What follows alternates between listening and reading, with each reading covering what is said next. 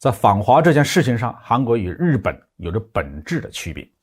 所以在严厉打击韩国访华行为的同时，我们也必须要认识到，韩国是一个应当争取也值得争取的国家。各位网友大家好，欢迎来到鲍明说。这期话题我们说的是韩国会变成美国的反华桥头堡吗？韩国是一个拥有5000多万人口的工业国家，有几十万装备精良的军队。虽然美韩是正式的军事盟国，但从长远考虑韩国是一个中国应当争取而且也值得争取的国家。不久前美国与韩国举行了第53届美韩安全磋商会议，制定了新的合作的策略。他们不但继续把朝鲜当作重大的威胁，还首次提出要让韩国成为对抗中国的堡垒。为此韩国海军要发展2栖攻击舰、航空母舰，并且为韩国的海军陆战队要配备 V-22 飞机，提高其2栖作战能力。美国在东北亚地区有2个最铁的盟国，当然就是韩国和日本了。但是在如何处理对华关系这个问题上这2个国家的策略现在似乎是渐行渐远。日本走向了坚定反华。历史上中国从来没有对日本发动过什么侵略战争，是日本一次又一次的侵略骚扰中国，并且欠下了中华民族的累累血债。有了中国的存在，日本永远都不可能在亚洲称王称霸，因此中国是日本实现其政治野心的一个无法突破的天花板。韩国与中国的关系则完全不同。自古以来，朝鲜半岛就和中央王朝有着密切的联系。隋唐时代中央王朝和高句丽政权之间发生过惨烈的战争。但是从唐太宗之后，特别是劝个有用白江口水战之后，朝鲜半岛上的王朝就认清了局面，找准了自己的定位，也就是一定要和中央王朝保持友好关系，积极发展经济、政治、文化乃至军事合作。中央王朝的强盛才是朝鲜半岛和平与安宁的唯一的保障。如果中央王朝衰落了，那么朝鲜半岛就要遭受外国侵略者的蹂躏。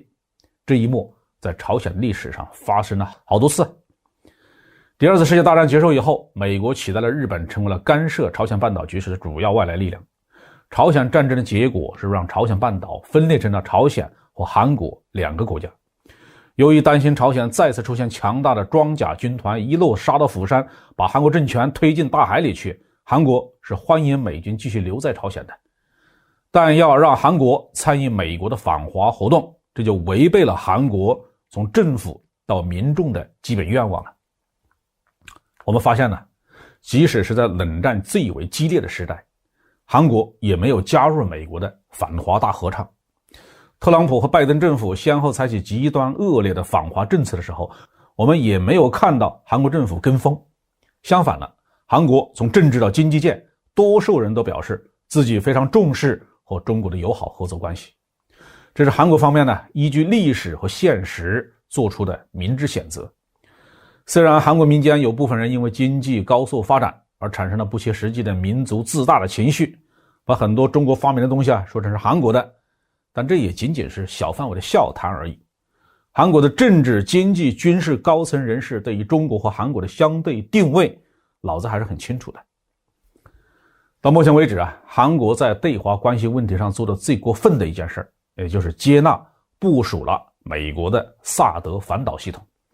这当然对中国的国家利益造成了严重的损害了。中国也因此惩罚了韩国的乐天集团，就是这个乐天集团给美军的萨德这个导弹防御系统提供了阵地。但是我们必须看到这样一个现实，萨德事件是韩国在美国强大的政治压力之下发生的。在反华这件事情上，韩国与日本有着本质的区别。所以在严厉打击韩国反华行为的同时，我们也必须要认识到，韩国是一个应当争取也值得争取的国家。